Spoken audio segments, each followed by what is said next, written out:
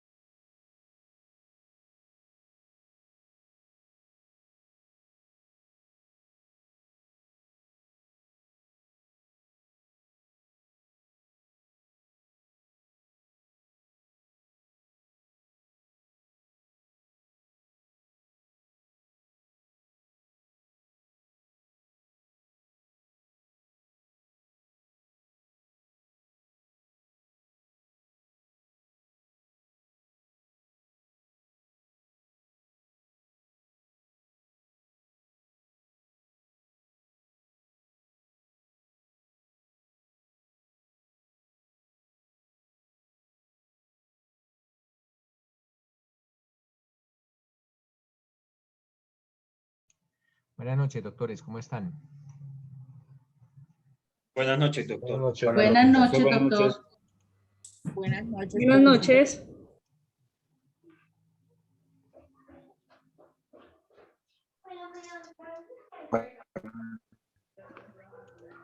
Bueno, doctores, ¿con qué vamos a empezar hoy? Con los documentos, con la prueba documental. Esta prueba documental está consagrada, doctores, inicialmente la vamos a ver en materia civil. Pues básicamente, esta prueba documental la encontramos en el Código General del Proceso, más exactamente en su artículo 243. 243 del Código General del Proceso. Alguien que por favor nos lea ese artículo 243, le repito, del Código General del Proceso. ¿Qué nos dice? Profe, artículo 243 del Código General del Proceso.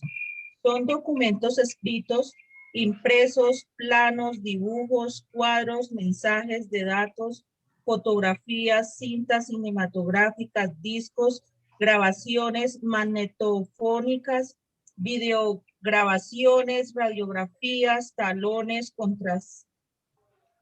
contraseñas, cupones, etiquetas, sellos y en general todo objeto mueble que tenga carácter representativo o declarativo y las inscripciones en lápidas, monumentos, edificios o similares. Los documentos son públicos o privados. Documento público es el otorgado por el funcionario público en ejercicio de sus funciones o con su intervención. Asimismo, es público el documento otorgado por un particular en ejercicio de funciones públicas o con su intervención cuando consiste en un escrito autorizado o suscrito por el respectivo funcionario. Es instrumento público cuando es autorizado por un notario o quien haga sus veces y ha sido incorporado en el respectivo protocolo, se denomina escritura pública.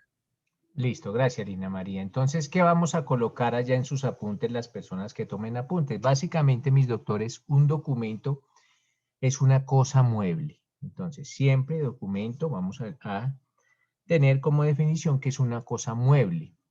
Y es una cosa mueble que ha sido creada o que ha sido manipulada con el hombre, por el hombre. Entonces, documento, cosa mueble que ha sido creada o ha sido manipulada por el hombre. Básicamente, esa es la primera acepción que vamos a encontrar de documento. Con el fin de transmitir algo. Ese es el fin del documento. Entonces, como primera definición, podemos colocar cosa mueble ajena que ha sido creada o manipulada por el hombre con el fin de transmitir algo. Ya como nos leía Lina, pues son documentos los escritos, los impresos, los planos, los dibujos, los cuadros, la fotografía, las cintas cinematográficas, los discos, las grabaciones magnetofónicas, radiografías, talones, contraseñas, bueno, todo lo que nos hablaba ya el Código General del Proceso. Básicamente, mis doctores, no es documento el medio que sirve para escribir o para imprimir, pero que no tiene ninguna declaración o ninguna representación. O sea, una hoja de papel en blanco puede llegar a ser un documento, pero, puede servir para un documento, pero la hoja de papel en blanco no es un documento. ¿Por qué? Porque no contiene ninguna declaración o ninguna representación. Entonces, como definición, hay otros doctrinantes que indican que, como definición de documento, toda cosa que sirve de prueba histórica, indirecta y representativa. También es otra definición de documento. Repito, toda cosa que sirve de prueba histórica, indirecta y representativa de un hecho cualquiera, que ha sido creado por el ser humano. Entonces, esa es como otra de las definiciones que podemos encontrar de documento. Ahora, mis doctores, vamos a ver la clasificación de los documentos. Ojo, clasificación de los documentos. La primera Existen varias clasificaciones de documentos. La primera es, según su procedencia, ojo, según su procedencia, los documentos pueden ser públicos o privados. Ojo, públicos o privados. Según su procedencia, la inicial clasificación de los documentos. Ahora, según su contenido, los documentos pueden ser o declarativos o representativos. Esto es la clasificación según su contenido. Según la certeza de su procedencia, los documentos pueden ser auténticos o no auténticos. Según su originalidad, los documentos pueden ser originales, copias o falsos. Y según su mérito probatorio o según el mérito probatorio, los documentos pueden ser ab substantiam actus y ad probationem. Entonces, ad, substantiam, como sustancia, pero con una M al final, y substantiam actus, son palabras en latín, y ad probationem. Pues vamos a tratar de describir cada una de estas clasificaciones. La primera, doctores, según su procedencia, el documento puede ser público o privado.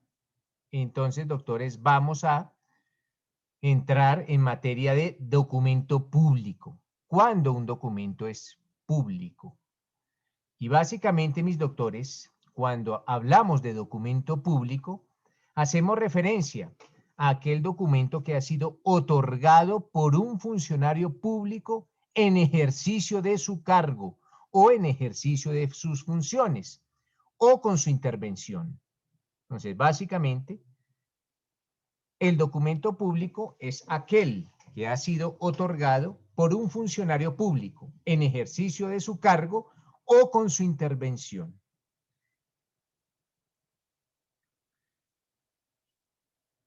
Son funcionarios públicos, mis doctores, aquellos servidores del Estado que ejercen funciones a su nombre. Entonces, todos los servidores del Estado que ejercen funciones a su nombre. Contrario a los trabajadores que realizan labores para el Estado, pero que no lo representan. En ese caso no hablamos de funcionarios públicos. Para que un documento, doctores, tenga el carácter de público, es necesario, es completamente necesario, que el funcionario que lo otorga o el funcionario que interviene esté en ejercicio de sus funciones. No será un documento público, doctores, no es un documento público el que, a pesar de ser otorgado por quien tiene la calidad de servidor público, no ejerce en ese momento, en el momento en que suscribe el documento. Entonces, cuando lo otorga no está en ejercicio de sus funciones esa persona, entonces no es un documento público.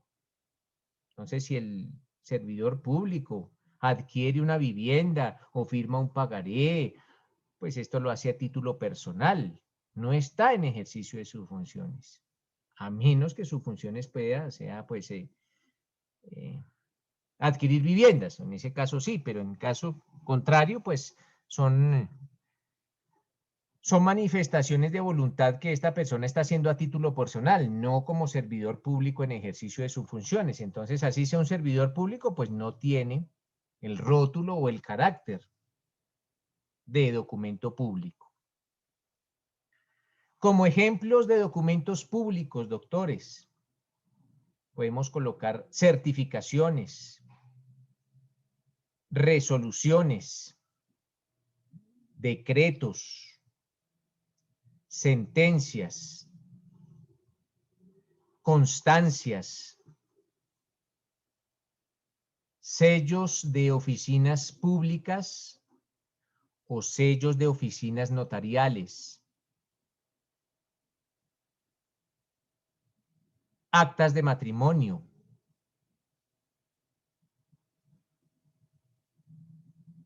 documentos creados por autoridades civiles, administrativas, judiciales. Estos son algunos ejemplos de algunos documentos públicos. Existe, doctores, una especial clase de documento público, tal como nos leía Lina, que se denomina la escritura pública. Ojo, la escritura pública. Indica, o nos leían el Código General del Proceso, que la escritura pública es un documento que, además de estar suscrito por el notario, se inscribe en el protocolo. ¿Y en qué consiste la inscripción en el protocolo? Pues la inscripción en el protocolo, mis doctores, es una gestión completamente administrativa de la notaría. ¿Y en qué consiste? Pues básicamente en registrar en los libros que se llevan en las notarías esos actos públicos que se realizan. Le asignan un número de consecutivo y queda como en el archivo de la notaría, en caso tal que se quiera pues obtener una copia de ese acto público que se realizó en aquella notaría. Entonces ese registro en los libros, ya sean manuales o electrónicos hoy en día, se le asigna un número especial, pues ese es el protocolo, es ese registro que lleva la notaría de todos y cada uno de los actos públicos que se realizan en esa notaría. Ya tenemos la definición, doctores, de documento público. Ahora, de documento privado. Ojo, documento privado. Cuando hablamos de documento privado, mis doctores, pues hacemos referencia a aquel documento que no reúne los elementos para ser público. Esto es, pues el documento que no ha sido otorgado por un funcionario público en ejercicio de sus funciones. Como ejemplos de documentos privados, podemos consagrar diplomas de universidades no estatales. Ustedes ya están cerca a obtener su diploma de abogados, pues básicamente ese diploma es un documento privado, porque esa universidad no es estatal. Asimismo, todos los certificados, las constancias de la universidad donde estudian es un documento privado porque es un documento no estatal. Las certificaciones médicas, las constancias de trabajo, siempre y cuando hablemos de entidades no estatales. Los documentos expedidos o los documentos creados en el extranjero en los que no interviene una autoridad pública, salvo pues los notariales. Hablamos de documento privado. Básicamente, doctores, el documento privado es aquel en el que no interviene o no ha sido otorgado por un funcionario público.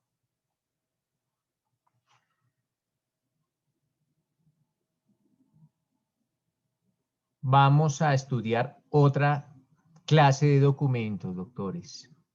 Se denomina el documento declarativo. Ojo, documento declarativo.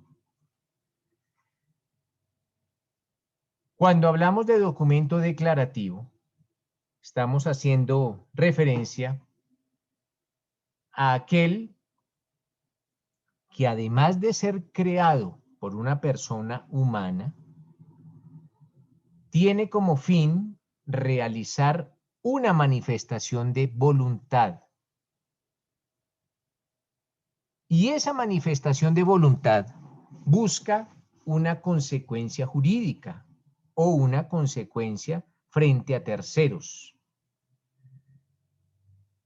En ocasiones, esa manifestación de voluntad que busca consecuencias frente a terceros crea obligaciones, pero en ocasiones no.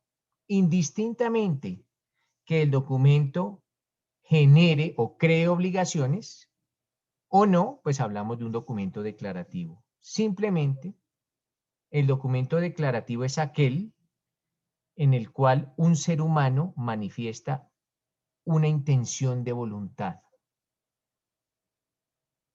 que busca consecuencias frente a terceros sin que implique necesariamente la creación de obligaciones. Como ejemplos de documentos declarativos, podemos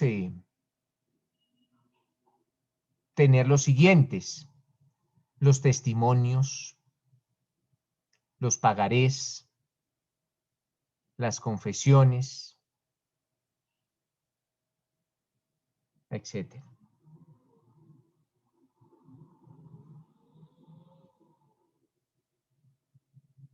Existen otras subdivisiones, se encontrarán ustedes en la doctrina, mis doctores, que existen otras subdivisiones de los documentos declarativos.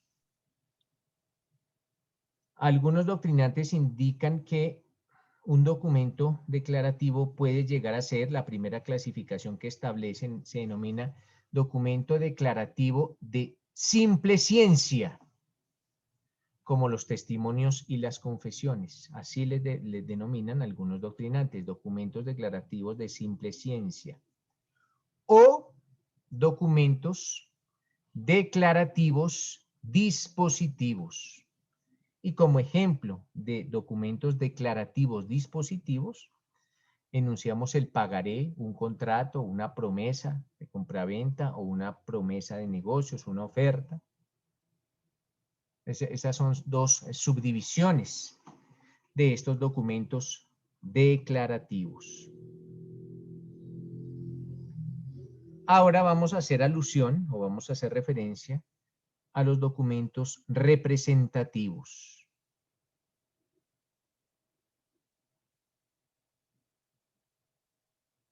Hablamos, mis doctores, que un documento es representativo cuando no contiene expresión de voluntad.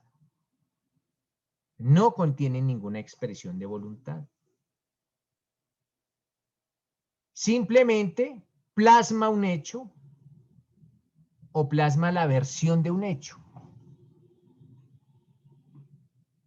Como ejemplos de documentos representativos tenemos los cuadros, las pinturas, las fotografías,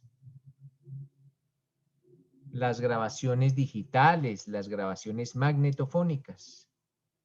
En estos documentos no hay expresión de voluntad, simplemente se está plasmando un hecho o una versión de un hecho. En esos casos hablamos de documento representativo. Asimismo, mis doctores, en derecho probatorio existe un principio que lo debemos tener en cuenta. Y ese principio se denomina el principio de inmaculación de la prueba. Inmaculación de la prueba.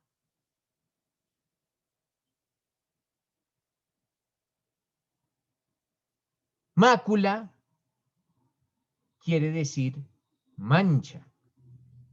Inmaculada quiere decir sin mancha. Y en lo que atañe a los documentos, cuando hablamos del principio de inmaculación de la prueba, indistintamente, no solo para los documentos, sino para cualquier clase de prueba, pues hacemos referencia a que la prueba debe conservarse en su estado original. No debe existir nada que altere, que viole o que manche la prueba. Como enemigos de la prueba, podemos consagrar a la naturaleza. La naturaleza puede llegar a ser en un determinado momento enemigo de la prueba. La prueba se pierde por algún fenómeno natural. Asimismo, el tiempo puede ser un enemigo de la prueba. Con el transcurrir del tiempo, la prueba puede llegar a desaparecer. O el mismo hombre. El hombre puede hacer que la prueba desaparezca o que la prueba se altere. Entonces, como enemigos de la prueba, tenemos la naturaleza, el tiempo y el hombre, haciendo alusión a ese principio de inmaculación de la prueba. Pero ustedes básicamente ya saben en qué consiste un documento declarativo y un documento representativo. Ahora vamos a hablar, doctores, de otra especie de documento u otra clasificación de documento que se denomina el documento auténtico. Ojo, documento auténtico.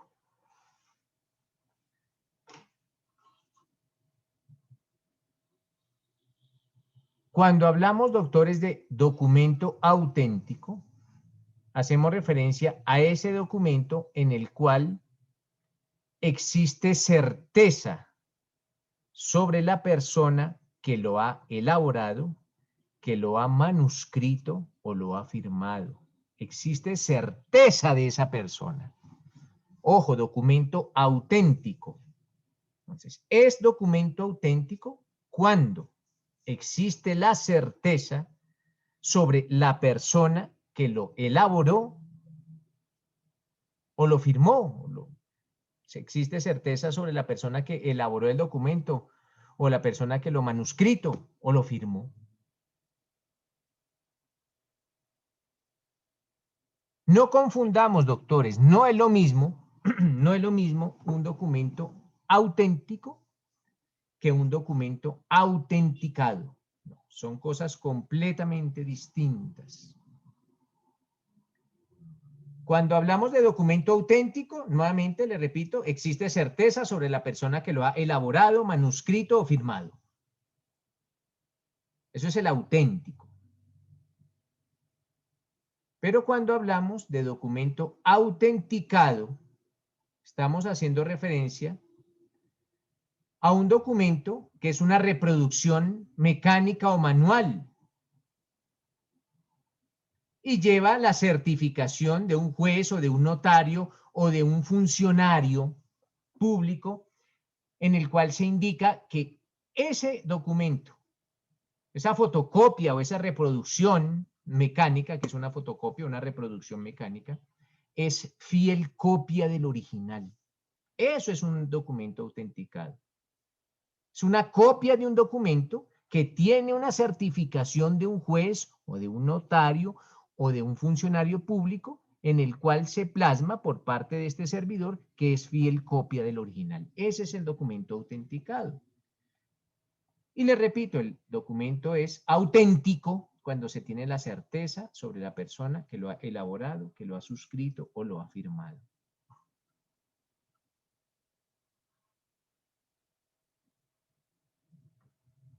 Doctores, los documentos públicos se presumen auténticos. Entonces, mientras no se compruebe lo contrario mediante una figura que en derecho civil se denomina la tacha de falsedad, mientras no se tache de falso el documento, y ya estamos hablando de un documento público, siempre se presumirá su autenticidad.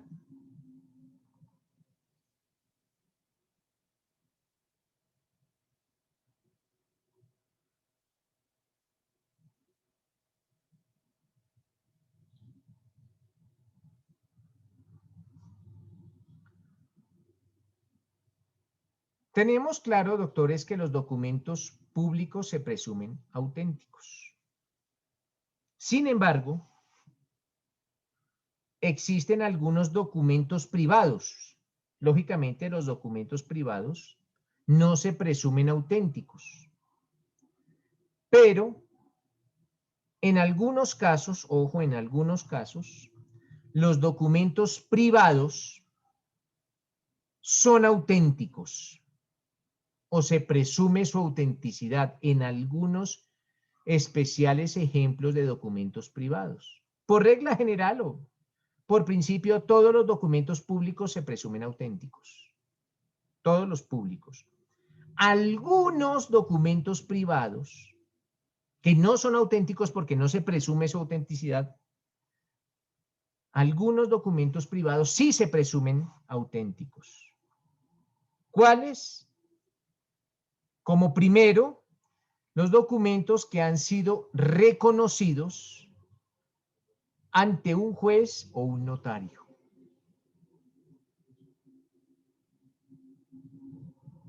Si jurídicamente, si la ley ordena tenerlo por reconocido, también será un documento privado en el cual recae esa presunción de autenticidad.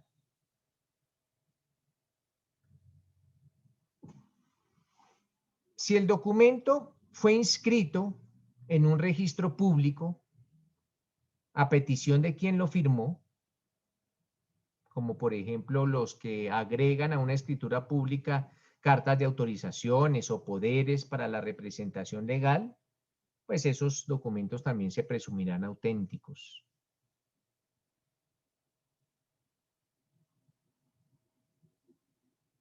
Otra presunción o otra de las especiales formas en de que un documento público se puede presumir auténtico es si habiéndose aportado a un proceso ese documento y afirmado estar suscrito o haber sido manuscrito por este demandado, por el demandado o por la parte contra quien se opone, esta no lo tachó de falso. Entonces, si yo aporto un documento, si yo soy el demandante en un proceso y aporto el documento, un documento que ha firmado o ha suscrito o ha sido manuscrito por el demandado, ojo, yo soy el demandante y aporto un documento privado que fue suscrito o manuscrito o firmado por el demandado y el demandado no lo tacha de falso, pues se presumirá auténtico. Se presume auténtico.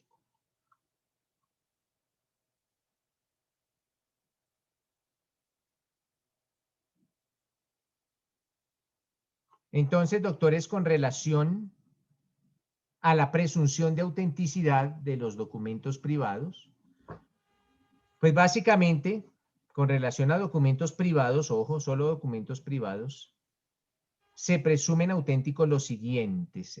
Yamile, ¿nos va a hacer alguna acotación? Yamile Alvarado.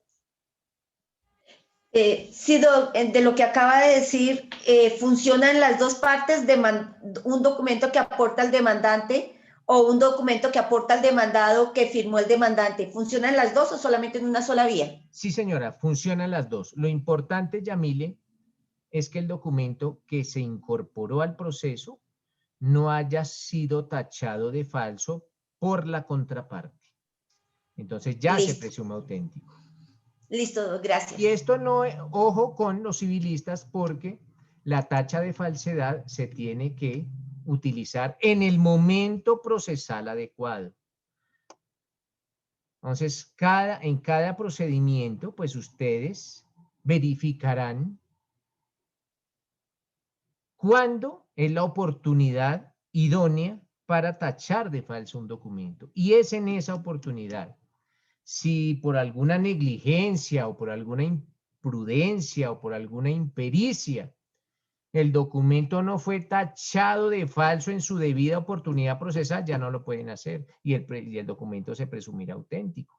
Ya no pueden tachar de falso el documento. Así el documento eventualmente lo fuera. ¿Qué nos dice Oscar? Bula. Profe, una pregunta. La copia de copia auténtica, ¿en dónde lo ubicamos? La copia de copia. Sí, de la copia autenticada. autenticada. Es un documento puro y simple. Ni siquiera es la copia, de copia auténtica. autenticada. Sí. La copia de copia auténtica no es documento autenticado. Ah, ok. No es documento autenticado. Acuérdese, mi doctor Oscar, la diferencia entre auténtico y autenticado. Y decíamos, bueno, el autenticado es una copia que tiene la certificación que es fiel copia del original. Pero la fotocopia del autenticado, que es lo que creo que nos dice Oscar, fotocopia del autenticado no es autenticado. No es autenticado. No, perdón, no me expliqué bien. He visto, yo manejé un tiempo sustancial, un tiempo los auxilios funerarios en Ferrocarriles de Colombia y entre las capacitaciones que nos dieron, siempre nos hicieron mucho énfasis en que no se aceptaba copia de copia auténtica. Claro, o sea, en la este fotocopia de una fotocopia. De un documento autenticado. Exacto, pero sí se hace, o sea, uno encontraba que esa copia también está autenticada. Claro. Entonces, mi pregunta es, ¿en qué parte, si se está autenticando, se le está dando la credibilidad de que el Pero es que documento... nótese, Oscar, que es una fotocopia autenticada de un documento que también es una fotocopia autenticada. Entonces, yo tengo una fotocopia autenticada y a esa fotocopia le saco otra fotocopia y vuelvo y la autentico. ¿Sí? Ah, no, en este caso sí hablamos de un documento autenticado, Sí, Oscar. ok. Autenticado, sí, señor. Sí, Listo. porque ese último sí tiene la autenticación de que es fiel copia del original. ¿Y el original cuál es? Sino que es que el original en este caso es una La fotocopia auténtica. autenticada. Sí, señor. Ok. Listo, profe, gracias. Listo. Entonces, doctores, como algunos ejemplos. Vanessa, ¿alguna otra acotación? Vanessa Bonilla.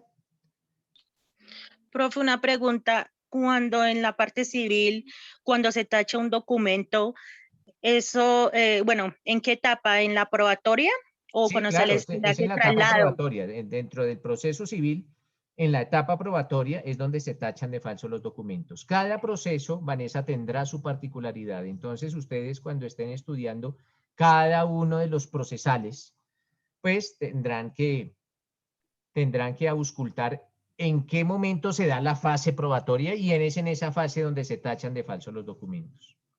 Gracias, doctor. Vale.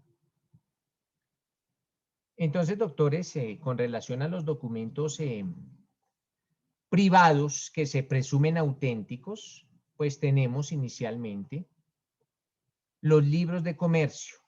Ojo, los libros de comercio debidamente registrados y llevados en legal forma. Son documentos privados que se presumen auténticos, son excepciones, porque pues por regla general un documento privado no es auténtico o no se presume auténtico, pero existen algunas excepciones, como primera, los libros de comercio debidamente registrados y llevados en legal forma. Asimismo, doctores, el contenido, ojo, el contenido y las firmas, no solo el contenido, sino el contenido y firmas de las pólizas de seguro y de los recibos de pago de sus primas, cuando hablamos de póliza de seguro. Entonces, el contenido y las firmas de pólizas de seguro y de los recibos de pago de sus primas. Asimismo, doctores, los certificados, los recibos, los bonos y los títulos de inversión en establecimientos de crédito. Otros documentos privados que se presumen auténticos son los contratos de prenda. ¿Con qué? Con los establecimientos de crédito. Las cartas de crédito. Los contratos de cuentas corrientes bancarias.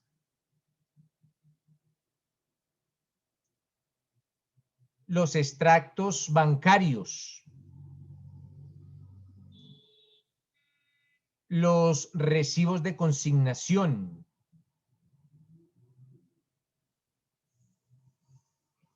Los comprobantes de crédito o los comprobantes de débito.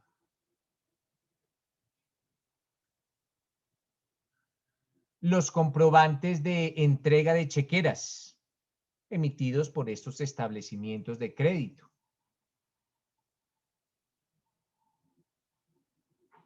Los títulos de acciones en sociedades comerciales.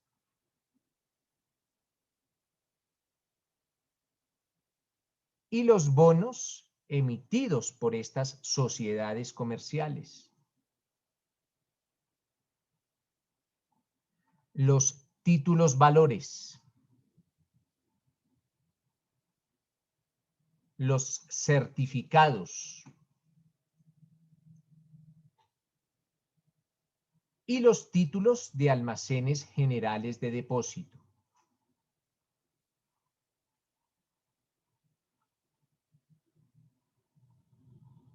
Básicamente, doctores,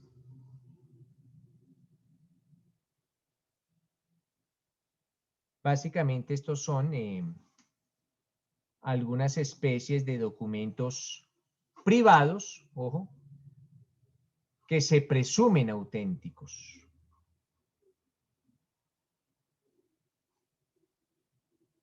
Al grupo de WhatsApp les envié una sentencia. ¿Observaron que les envié la sentencia? ¿Sí se dieron cuenta, doctores? Sí, profe. Sí, señor. Señor. Claro, Señor. algunos me preguntaron Sí, que si la señor. sentencia debían leerla antes. No, vamos a hacerle una pequeña lectura en estos momentos. Les voy a dar 10 minuticos, 10, 12 minuticos, para que la lean. Esta es una sentencia con relación a una especie de documento. Ya vamos a tener tiempo para unos minuticos para dedicarle algunos pormenores al documento electrónico. Entonces, no la lean en su integridad, ojíenla, por favor, y vamos a hacer algunas acotaciones sobre esa sentencia. Entonces, 12 minuticos, 10, 12 minuticos, y les empiezo a preguntar o los empiezo a escuchar las personas que tengan alguna acotación sobre esa sentencia. ¿Les parece, mis doctores? Sí, señor. Señor. Listo, entonces en 10 minuticos ya nos conectamos nuevamente.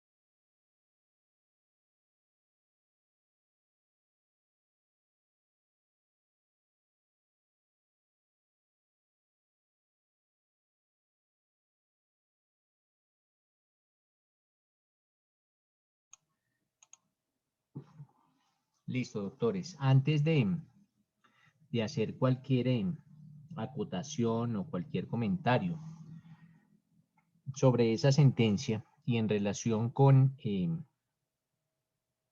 el taller que hicimos el día viernes, a grandes rasgos o como conclusión, la pregunta es, en materia penal, ojo, en materia penal, procede la prueba de polígrafo o la prueba poligráfica. Entonces, como gran conclusión, ¿qué determinaron, doctores? Los escucho. Me levantan la mano y les concedo el uso de la palabra. Ojo, solo con relación a al taller que hicimos el día viernes. No he tenido tiempo de leerlos. Yo creo que mañana ya procedo a leerlos, pero quiero escucharlos básicamente muy corto, a grandes rasgos, sí, en materia penal procede esa prueba de polígrafo. ¿Qué nos dice don Oscar Rodríguez?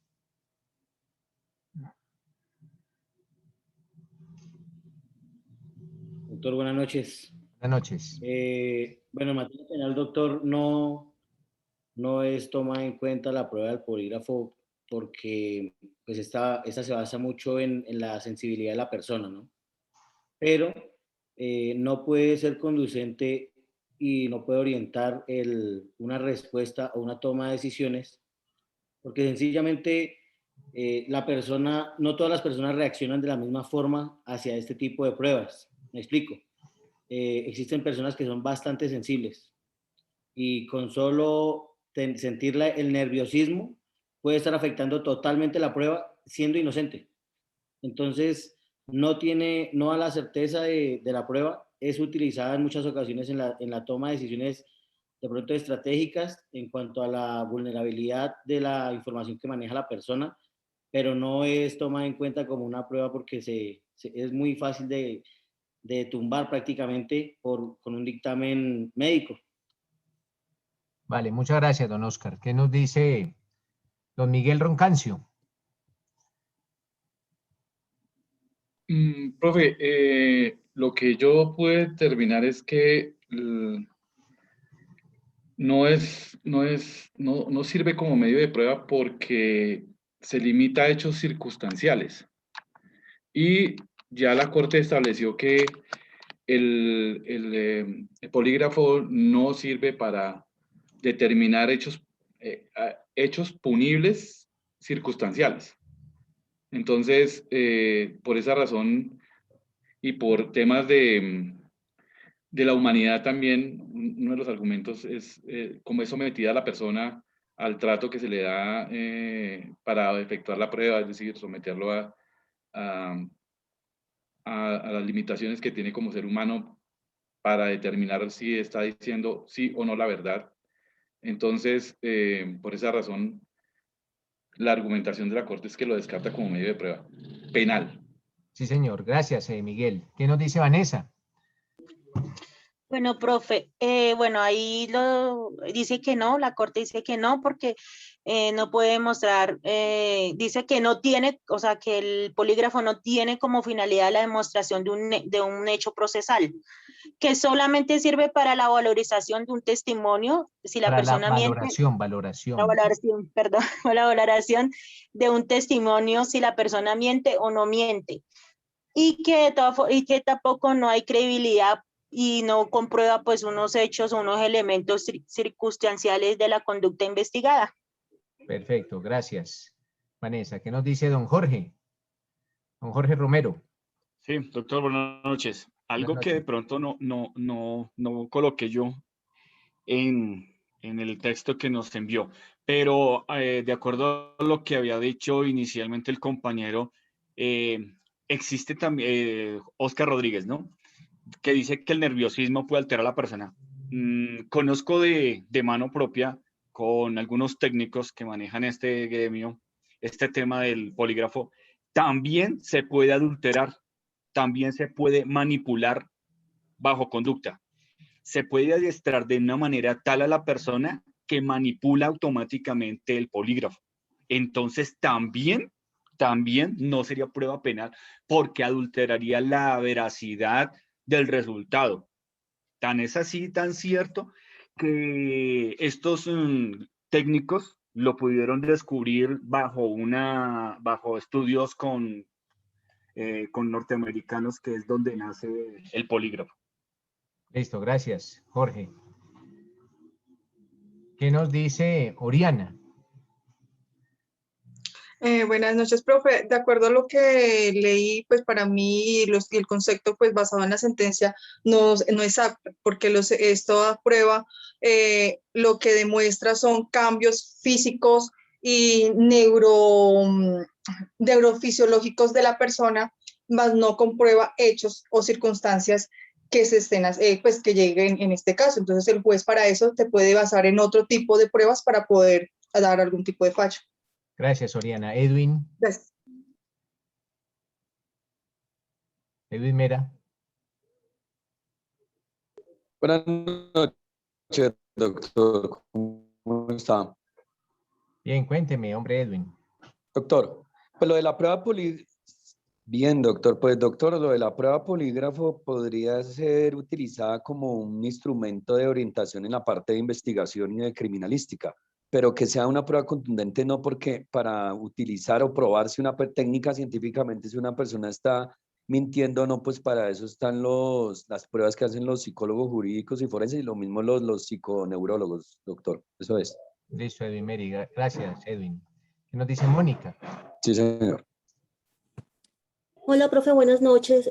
Primero hay que diferenciar precisamente la naturaleza como tal y la confiabilidad. En el sentido de que precisamente la legislación colombiana, estamos hablando de la ley 600 de 2000, como también la ley 906 de 2004, ¿sí?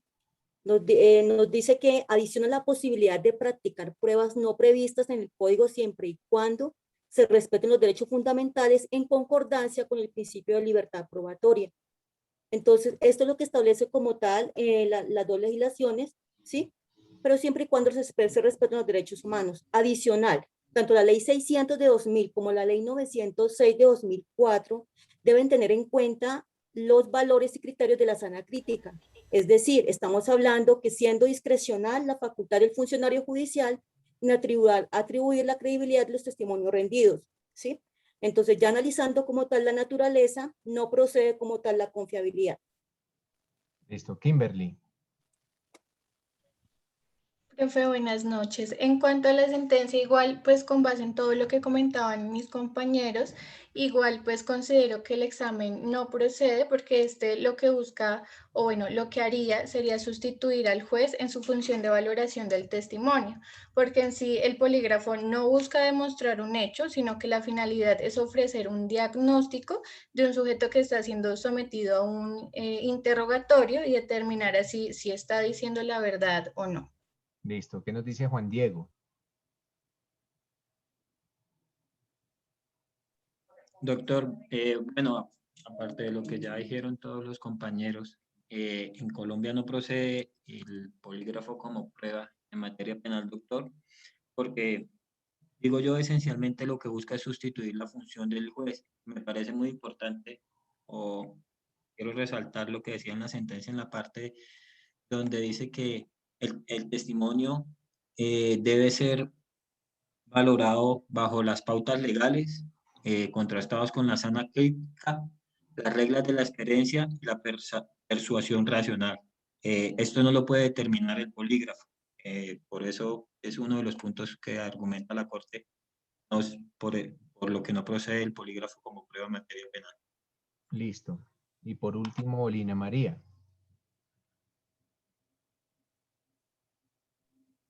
Profesor, la prueba de polígrafo no es un medio de prueba, sino que sería tomado como prueba testimonial de una manera de que el procesado diga la verdad o la mentira, porque el polígrafo es la reacción del individuo frente a precisas situaciones y preguntas ocurridas en la atmósfera privada. No tiene carácter de prueba cuando solamente refleja impulsos corporales como la presión arterial, el ritmo cardíaco, la tasa respiratoria y la respuesta galvánica de la piel del individuo.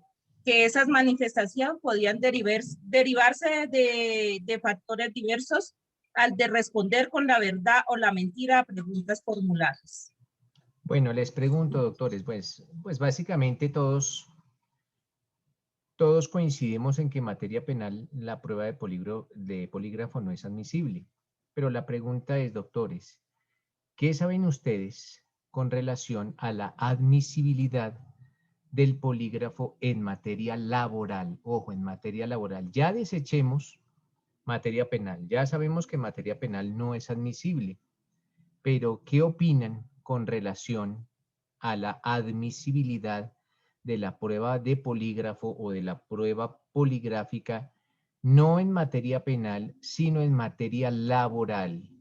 ¿Qué concepto les merece el polígrafo en materia laboral?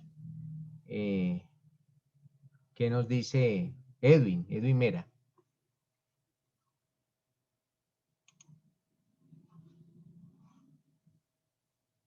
Profesor, Cuénteme, en materia, sí, en materia laboral, pues lo utilizan mucho como para hacer lo del el estudio de seguridad y todo eso, es lo que sé.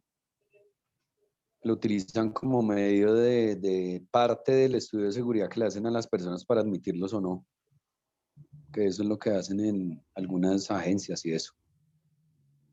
O sea que con base en eso, Edwin, en materia laboral, esta prueba sí sería admisible.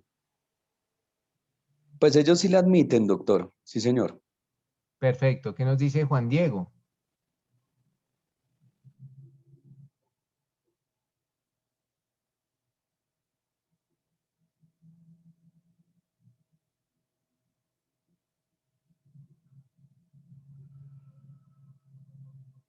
¿Qué nos dice Carlos Enrique Avellaneda? Doctor, buenas noches. Buenas noches. Pues doctor, a mi caso personal, a nosotros nos generan prueba de poligrafía cada vez que entramos. Claro, pero a ver, espéreme, Carlos, porque usted dice que en materia personal a nosotros, pero es que primero que todo no sé quiénes somos nosotros. Bueno, en la empresa que nosotros trabajamos, yo trabajo en el aeropuerto. Ya, bueno. En el aeropuerto, algunas empresas obligatoriamente hacen que los empleados, los aspirantes a un cargo, hagan su poligrafía. Si esta no pasa, no es tenido en cuenta y lo desechan de cualquier proceso. Para mi punto de vista, no debería ser así, porque si la legislación colombiana, yo que recuerde, en ninguna parte de la legislación colombiana está admisible el polígrafo como materia probatoria o como elemento para acceder a algún cargo público o privado. Para mi punto de vista, es una cosa arbitraria a los derechos fundamentales que tenemos cada persona. Gracias, Carlos. ¿Qué nos dice Isabel Terán? Buenas noches, profe. Buenas noches. Bueno, yo lo que pienso es que pues claramente el polígrafo como medio de prueba en temas laborales no podría llegar a ser. Diferente es que se utilice, digamos, y obviamente siempre y cuando acepte la persona que aplique al puesto, ¿no? Siempre se les manifiesta las condiciones del puesto y en ciertos cargos, como en los temas de vigilancia y seguridad. Se les explicaría el tema y esto sería aceptado por parte en su momento del empleado y sería como para, más que todo, como temas ya internos de la empresa, para un cargo, aplicar a un cargo, para temas ya como internos de la empresa, más no como medios de prueba ya en un proceso laboral. O sea, al interior de un proceso laboral no, pero como uno de los requisitos para optar por un puesto. Correcto, para un puesto, sí. Si yo voy a ingresar a una empresa, sí me hacen la prueba del polígrafo y todo el tema, pero caso tal que yo llegue a tener un inconveniente con la empresa y me voy a un proceso con esa empresa, ya no entraría el polígrafo como medio de prueba, porque ya ahí entonces entraría, vamos a mirar el tema de la dignidad, que es lo que pues se habló en la sentencia que estábamos hablando hace un instante. Entonces no tendría sentido de que hablemos de la dignidad en la sentencia que hablamos y ahorita laboralmente, entonces sí me vienen a violar ese derecho fundamental. Por eso digo, para temas en proceso no aplicar. Vale, listo, Isabel, gracias. ¿Qué nos dice Mónica? Sí, es que precisamente, profe, pues ya lo digo por experiencia porque yo también presenté una prueba de polígrafo. ¿Y cuál es el punto? El punto es que finalmente ellos hicieron esa prueba porque la información que se iba a manejar es la información de transmisión de datos. Es decir, que teníamos que manejar información de confiabilidad de cuentas bancarias de algunos clientes, entonces pues ellos no podían, como es una información muy sensible, entonces por eso ellos tenían que realizar como tal la prueba de polígrafo y pues eso fue lógicamente uno de los requisitos, como usted muy bien lo dijo, doctor, como materia para selección de personal. Pero a la par, precisamente, digamos, en la Corte se ha pronunciado, ¿sí? De que materia penal no procede, pero sí en temas de selección de personal. Igual esta misma sentencia que el doctor, digamos, nos envió que te da el polígrafo, ahí hay una parte de la sentencia que precisamente nos dice que no es ajena a que se realicen estas pruebas de polígrafos cuando hay, digamos, selección de personal para algunas empresas que lo requieran, digamos, en el estudio que ellos realicen del personal. Listo, Mónica, gracias. ¿Qué nos dice Jorge? Nada, doctor, lo acabo de decir, Mónica. Ah, listo. Básicamente es eso. O sea, para selección de personal, sí. Para selección, lo dice la Corte. Ujú. Listo. Yamile.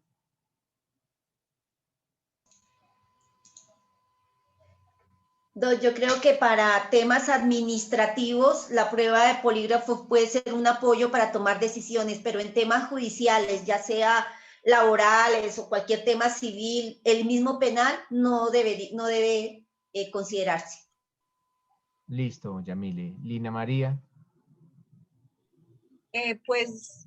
Profe, en temas de laborales, pues básicamente es para la selección de personal de seguridad, de las fuerzas militares, personas que vayan a manejar datos personales, etcétera.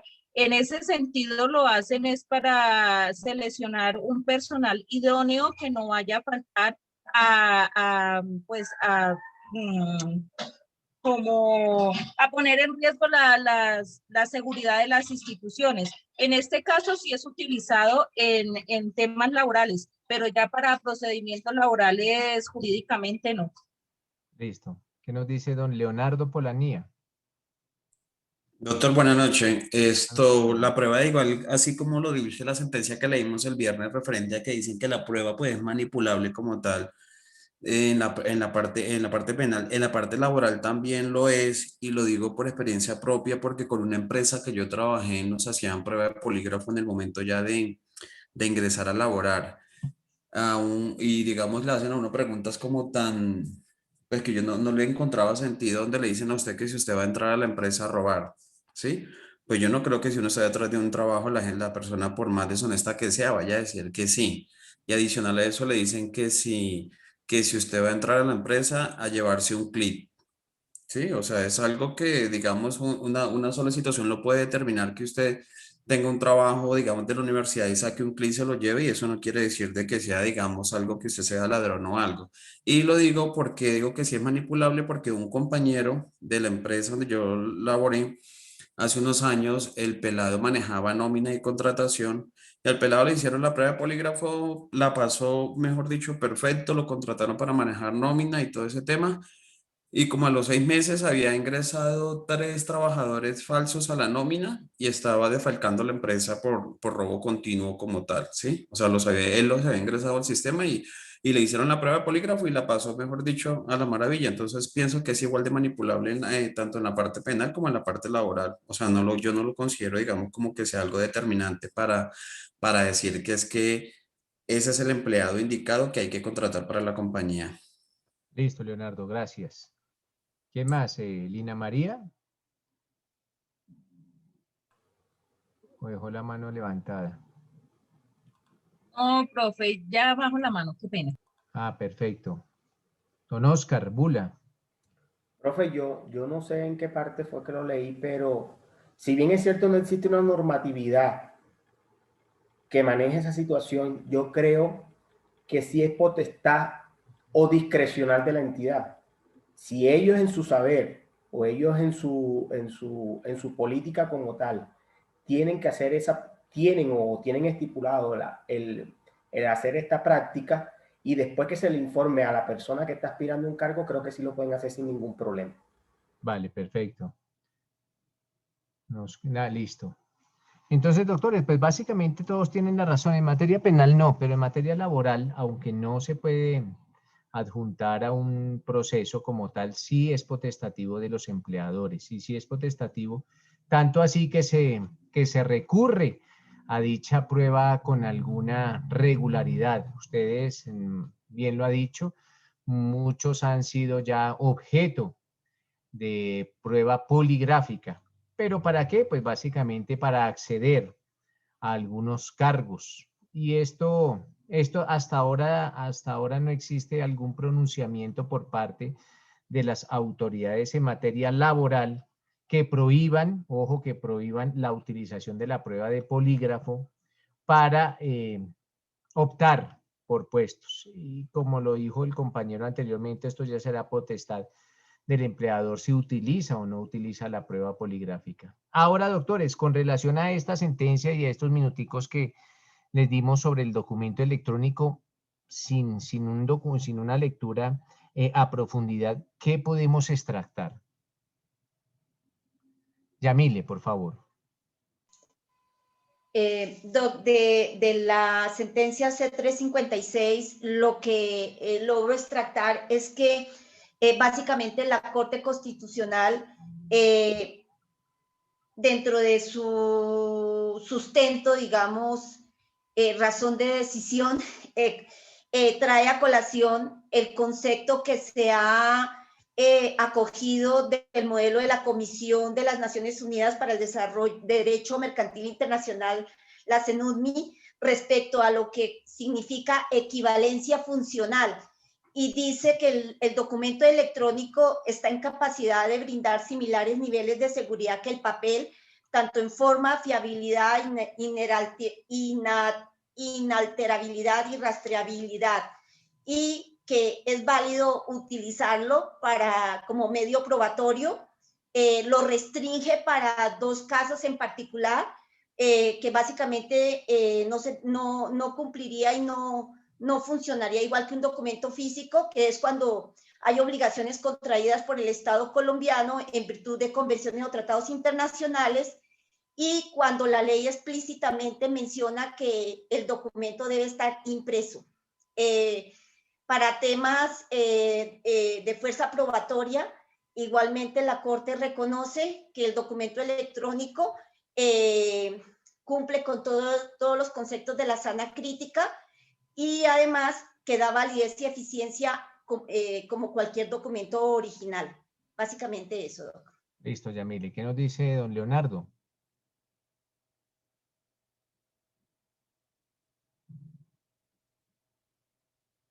Doctora, que me acaba la mano levantada ahí. Listo, Mónica. Sí, profe, rápidamente, ellos se deben pronunciar si se omitió como tal esa, digamos, como prueba documental, aparte del medio electrónico. Entonces, rápidamente está implícito, es decir, es un soporte material que exprese o incorpore datos o hechos, en el entendido de que ellos mismos, pues ahí está precisamente esa información que ya está implícito en el medio electrónico, ¿sí? Y eso precisamente es para buscar el fin informático. Entonces, por esa razón no es procedente y no, pues igual no se puede establecer como tal esa situación, ¿sí? Por eso no procede como tal que ellos digamos, hagan su pronunciamiento en el sentido si se vulnera como tal unos atributos constitucionales en el Estado de Derecho, ¿sí? Entonces, básicamente es eso, que digamos es un soporte material que expresa o incorpore datos o hechos, y pues ahí está implícito, lógicamente, en el medio electrónico. Eso es, profe. Perfecto, gracias. Don Miguel. Sí, profe, lo que decía Mónica, la Corte argumenta que básicamente un documento es una expresión de una persona conocida, ¿cierto? Que la palabra doc significa hacer conocer, y opus, que es el resultado de un trabajo.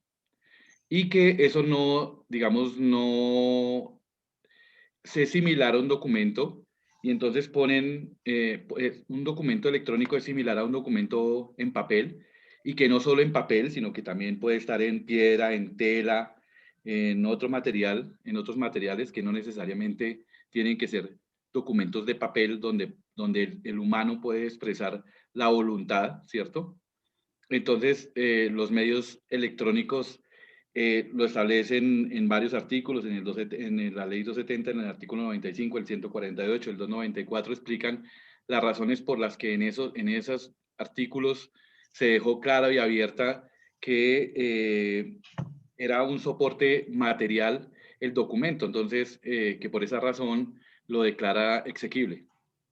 Listo, Miguel, gracias. Pues básicamente, esta es la apertura del ingreso, la apertura la puerta de ingreso para la incorporación de los documentos electrónicos en materia penal.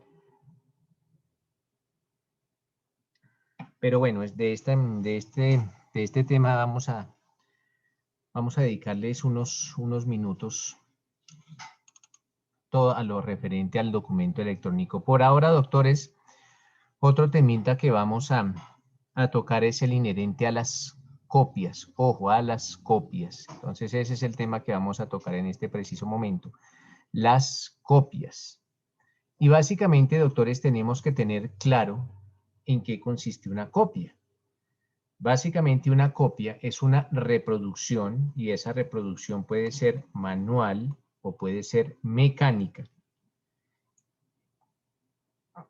a un documento. Entonces, cuando se produzca una reproducción manual o una reproducción mecánica de un documento, pues hablamos de unas copias. En algunos casos, doctores, y con relación a las preguntas que se realizaban anteriormente, en algunos casos las copias tienen el mismo valor probatorio del original. En algunos casos, no en todos. Entonces, ¿en qué casos, doctores, las copias tienen el mismo valor probatorio que un original? Pues como primero de los casos, doctores, cuando las copias hayan sido autorizadas por un notario. Ojo, cuando las copias hayan sido autorizadas por un notario, pues estas copias tienen el mismo valor probatorio de un original. Segundo, cuando las copias hayan sido autorizadas por un director de oficina administrativa o por un director de una oficina de policía. Tercero, cuando las copias hayan sido autorizadas por el secretario de una oficina judicial. Esto es las famosas copias judiciales. Entonces, ¿quién las autoriza? El secretario, lógicamente, previa orden del juez, ¿no? El juez le ordena al secretario y el juez y el secretario pues las autoriza. Entonces, en esos casos, las copias tienen el mismo valor probatorio. Las copias judiciales, que son las que más utilizamos nosotros en nuestro ejercicio diario. También, Perdón. Sí, cuénteme. Quiero hacer un alto ahí, Doc. Bueno, usted dice que las copias que expiden las entidades judiciales, pues... Los juzgados, básicamente, Fred. Sí, sí, señor. Pues tienen ese valor probatorio. Pero muchas veces cuando en un juzgado piden una prueba trasladada, exigen que esta sea auténtica. Entonces, tiene que la persona que expide las copias autenticarse. Entonces, estaríamos hablando prácticamente que tocaría presentar un original. Entonces, ¿hasta qué punto podríamos hablar? ¿En qué caso Efren de prueba trasladada? Porque la prueba trasladada es traer piezas procesales, sí, claro, de un proceso a otro. Digamos cuando dicen que en cierta forma ya hubo un caso similar que se falló, ¿sí? Entonces lo que se hace es llamar o pues oficiar a ese juzgado para que ese juzgado aporte esas piezas procesales para poder definir la situación que en este momento pues ellos están tramitando. Entonces piden copia de ese expediente, o esas piezas como usted lo dice, pero esas piezas tienen que ir auténticas. Entonces, pues de una u otra forma, no sé si me estoy equivocando, pero pues estaríamos hablando de que se tiene que efectivamente revisar que sea veraz, o sea, que sean efectivamente las haya expedido esa autoridad. Entonces, ¿cómo lo hace? Pues a través de que el secretario pues da una constancia de que efectivamente son auténticas y la remite. Entonces, pues, ¿cómo podríamos estar hablando que con la simple presentación de las copias, así haya sido juzgado, pues la podemos entender que sean tomadas como originales? Si siempre nos van a pedir como solemnidad que vayan auténticas. Claro, mire lo que pasa, Efren. Bueno, prueba trasladada, pues para contextualizarnos, pues básicamente es traer piezas procesales de un proceso a otro. Entonces voy a traer algunas piezas de un proceso y las voy a incorporar a otro proceso. Lo que nos dice Efren es una perversa, pero perversa costumbre de los juzgados. Es algo que pisotea principios del derecho probatorio. Eso más que todo son, digamos, son viejas costumbres de los juzgados de solicitar piezas auténticas cuando estamos hablando de una pieza trasladada. Mire, Efren, con relación a lo que usted dice, no me opongo. Claro que sí, pero eso es una incorrección. De hecho, es un pisoteo al derecho probatorio. Básicamente, ¿por qué? Por dos razones fundamentales. La primera, si yo soy juzgado, yo soy un juzgado o represento a un juzgado y voy a solicitarle piezas procesales a otro juzgado y exijo que tienen que ser autenticadas, pues básicamente estoy partiendo del principio de la mala fe. Estoy partiendo de la mala fe que esos documentos no son auténticos. Pero ¿cómo no van a ser auténticos si los principios del derecho probatorio nos indican que todo documento público es auténtico? Y si es un proceso, así tenga, y eso es algo que de pronto les había colocado el viernes, o si no me equivoco, así tenga documentos privados, cuando los documentos privados ingresan a un expediente, ya se convierten en públicos porque hacen parte de un expediente. Pero eso sería partir de la mala fe. Y segundo, también sería pisotear el principio que todo documento público se presume auténtico. Entonces, lo que dice Efren son malas prácticas judiciales, malas prácticas judiciales. Sin embargo, pues así lo hacen los juzgados, como para que ustedes tengan claro, así lo hacen los juzgados, pero nosotros ya sabemos que son malas prácticas judiciales. ¿Listo, Efren? Sí, lo otro es, teniendo en cuenta lo que usted nos acaba de decir, yo podría alegar pues una violación del debido proceso porque pues yo aporto mis copias, no van auténticas, pero pues son necesarias para ese día de la audiencia. Entonces el juez decide no, o sea, aplazar la audiencia o aplazar la diligencia por cuanto no vienen auténticas. Claro, Entonces, claro que se podría alegar. De pronto, si esa decisión fuera objeto de recursos, el recurso de reposición, eventualmente el recurso de apelación, claro que se están pisoteando, no tanto el debido proceso, pero sí el acceso a la administración de justicia. Si bien es cierto, usted está en la audiencia, se encuentra ya, pero mire, nótese que la audiencia se va a interrumpir precisamente por un tecnicismo y un tecnicismo que no es jurídico. Claro que se podría alegar, sí, y se podría ir, como dicen los periodistas, hasta las últimas consecuencias, porque no es un requisito sine qua non que las piezas procesales que vienen de un proceso tengan que venir autenticadas, porque precisamente aquí estamos estudiando que esas copias tienen el mismo valor probatorio de un original. Lo dice pues la doctrina sobre documentos. Hombre, ¿quién es que está hablando? Se me fue la onda. Efren. Efren, listo, Efren. Claro que sí. Muchas señor. gracias. Vale, perfecto. Entonces estábamos, mis doctores, en algunas copias que tienen el mismo valor probatorio de un original, y pues estábamos hablando primero las que sean autorizadas por un notario, las que sean autorizadas por un director de oficina administrativa de policía, y las piezas procesales, o sea, estas copias que expiden los juzgados, lógicamente, previa orden de un juez.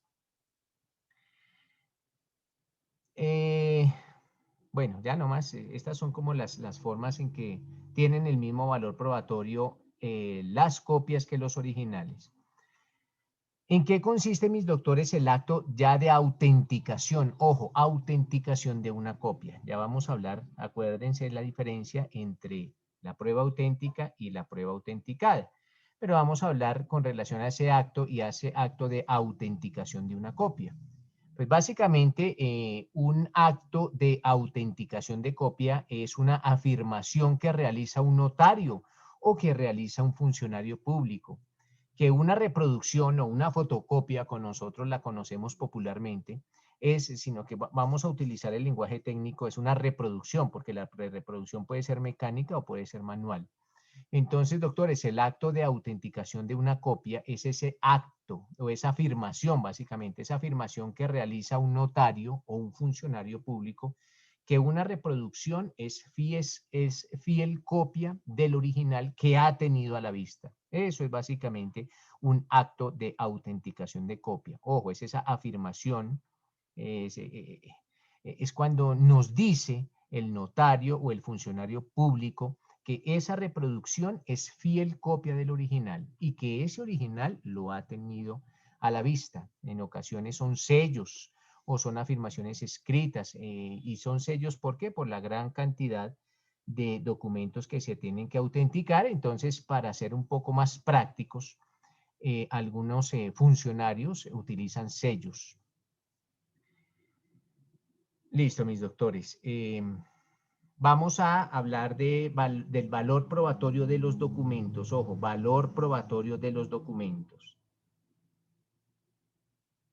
Valor probatorio de los documentos.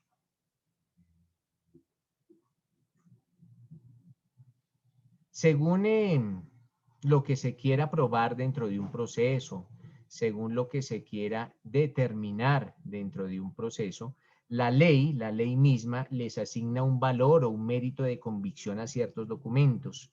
Hablábamos en clases pasadas, mis doctores, que ese principio de libertad probatoria no es un principio que se aplique en la mayoría de los casos. No, no es tan absoluto este principio.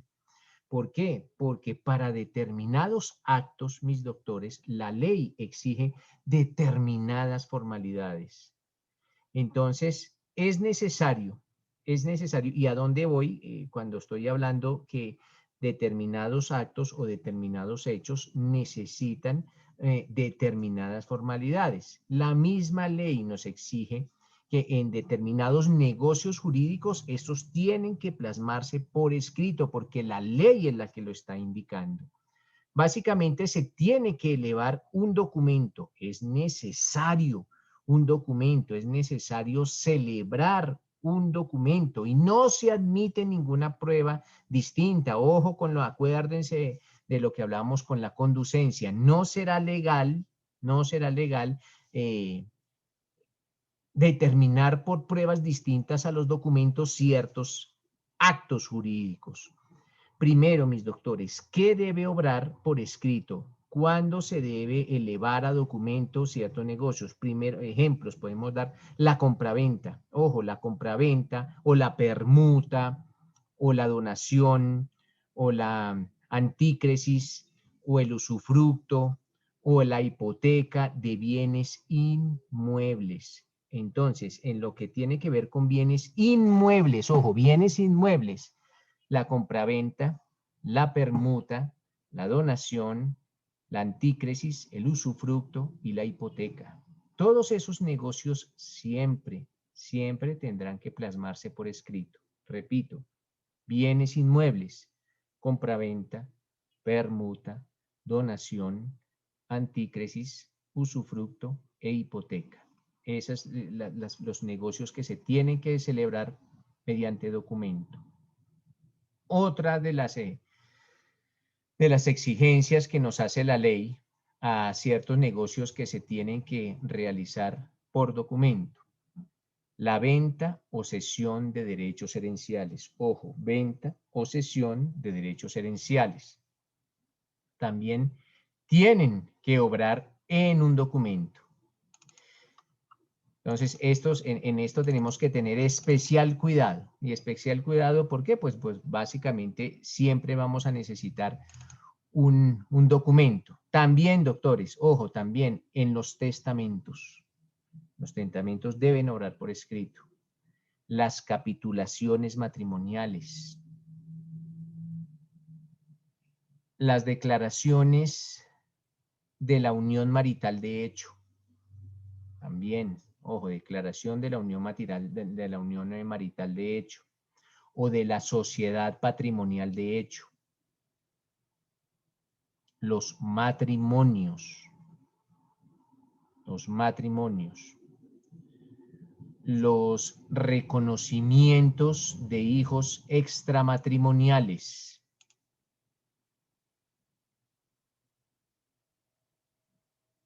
la promesa de celebrar contrato o lo que comúnmente se denomina la promesa de compraventa.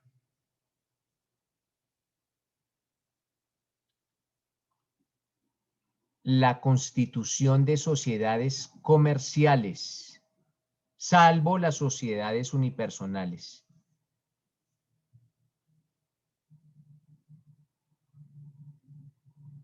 En derecho administrativo, lo que ustedes, la figura que ustedes o conocieron o van a conocer como el silencio administrativo positivo.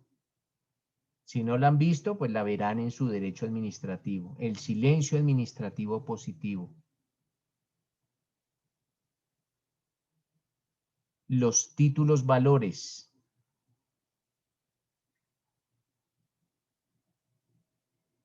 La prueba de la representación legal y gerencia. Esa se tiene que probar mediante el certificado de Cámara y Comercio. La cesión de cuotas o acciones en sociedades comerciales.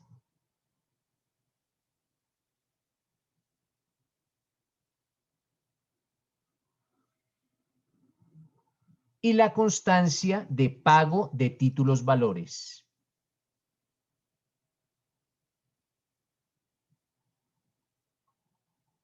Entonces, nótese, doctores, que estos negocios jurídicos inexorablemente necesita que sean elevados a documento, necesita que exista un documento para probar estos especiales negocios jurídicos. Entonces, no se aplica a rajatabla ese principio de libertad probatoria. No es un principio de aplicabilidad absoluta, no, existen estas especiales excepciones. Mañana, doctores, vamos a dejar planteado el tema de mañana y vamos a consagrar o vamos a tratar de enunciar y de estudiar esos documentos, doctores, que se otorgan en el extranjero. Ojo, cuando los documentos se otorgan en el extranjero. Se los digo para que, por favor, mañana, si les pregunto qué tema dejamos planteado, pues va a ser ese.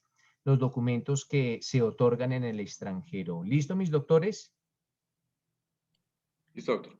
Perfecto. Muchas gracias. Doctores, una feliz noche y muchas gracias por su asistencia.